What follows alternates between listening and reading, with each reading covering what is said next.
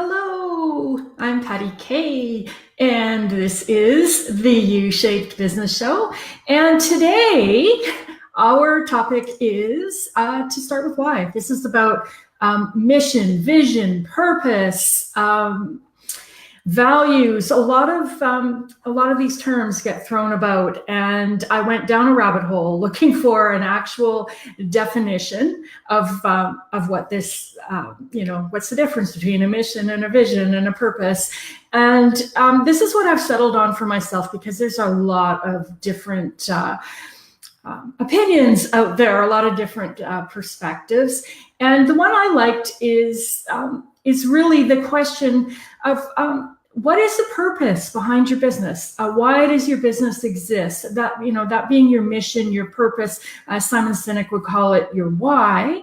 And your why is something that can be really deeply personal, but it doesn't have to be unique. A lot of people get stuck on uniqueness, but a good mission to be on for your business is actually, it's larger than you. It's a bigger thing than what you can achieve on your own.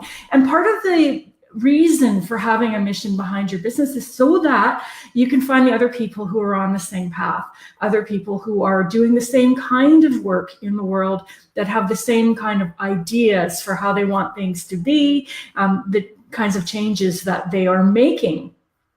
So mine, after many years of reflection and thoughts and turning it around and around and around, I've settled on the mission behind my business is as to help self-employed professionals to do their thing, make a good living, and change the world. So today I just want to share with you a little bit more about that and what that means for me. And hopefully by doing that, give you an example maybe that you can follow in thinking through your mission or your vision or your purpose or your why for your own business. So mine begins with do your thing. The best words I could find for it, but this is the work that you're meant to do. You might look at it as your calling or your personal purpose or your personal mission. It's your gift. It's your unique strengths. It's your talents, your experiences, earned wisdom. It's that thing that lights you up. It gives you energy. It's the thing that you are meant to do. It's the work that you want to do in the world. And it is also doing it your way, according to your values, in alignment with your preferences. It's your voice. It's not being a cookie cutter of somebody else or trying to, follow somebody exactly to be a clone. It's your unique purpose, your unique reason for being here. And I believe that we're all here for a purpose, and that we have a role to play, and that the world is kind of like this giant jigsaw puzzle where there's 7 billion pieces, and there is a piece of that puzzle that is shaped exactly like you. So that's a big piece of my mission, is to support people who really feel that, who really want to do their own thing, and that their way of doing their thing is through self-employment. There might not be a job that exists for that thing, or it might be in order to do it their way, and make their difference in the world, that they need to do it for themselves in that self-employed way. So that's thing number one, is to do your thing. And the second piece of this is to make a good living. And what do I mean by that? We tend to hear a lot about extremes. And what I see a lot of in the business world is either minimalism. Here's how I am running a business by traveling the world with my 47 things in my backpack. It's living in a home that's got 100 square feet. It's how do we get by on the small amount of money as possible?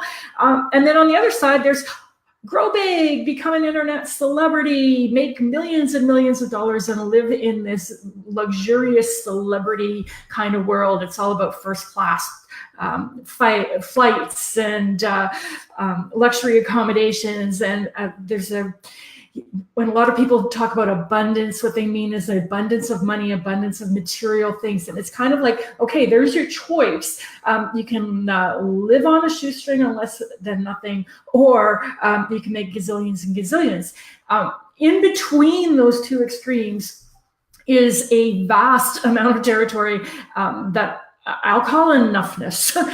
It's that idea of making a good living.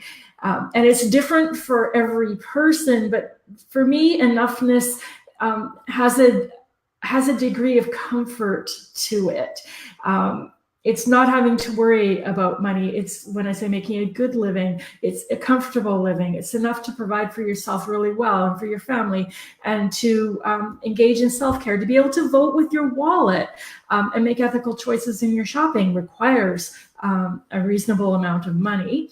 And I think a good place to start looking at this, and I'm not the one who's going to tell you what enough is for you. It's different for everybody. We are all unique individuals, and we have different ideas of what enough might look like. But I'd suggest that a good place to think, this is how I look at it, is the same amount of money, or maybe more money, than you could make if you took the highest paying job that you're qualified to do. What I'd like to see is to be able to take that choice off the table. Too often, it looks like either I can do my thing and make a difference in the world, or I can make lots of money at a job that pays well. And I'd like to live in the kind of world where we don't have to make that choice, where we can simply make a good living doing the thing that we are meant to do. So I would like to live in a world where that choice is removed, and that you can say, yes, and yes, I want to do this thing, and I want to make a difference in the world, and I want to be well paid for it. There's a gazillion people out there talking about how to make millions and billions of dollars. That's not me. I think a good living is a really nice way to start, and it's a choice actually that the vast majority of people are looking for. We have the outliers, that make it to the tippy top of that pyramid. But for the rest of us, making a good living can be a terrific goal to go for. The third piece of my mission for my business is about changing the world. And I don't mean that as this huge, enormous task that's on your shoulders alone. You don't have to do it yourself. But I think that we can change the world through business. And for some people, that change in the world comes directly from what they do. It's contributing directly by helping clients, providing a service that makes the world a better place. And you don't have to be huge or famous in order to do this. There's a ripple effect that happens with every single client that we work with. And one of the things that I would like to see is the people who do that one-on-one work, the deep interpersonal work that they do one client at a time, is valued. Quite often, that kind of thing is looked at as, you're trading time for money, and you need to grow an empire to have a big impact. But really, when I think about what if everybody in their work was able to change the lives of people for the better, that was able to make the world a different place? What if we all got to contribute in a positive way? What would the world look like if we did that?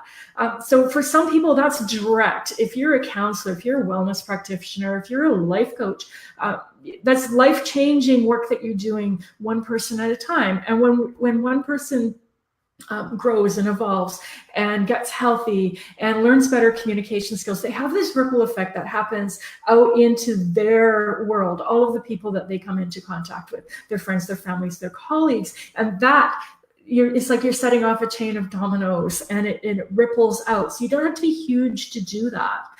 The second way we can change the world through business is in how we conduct business.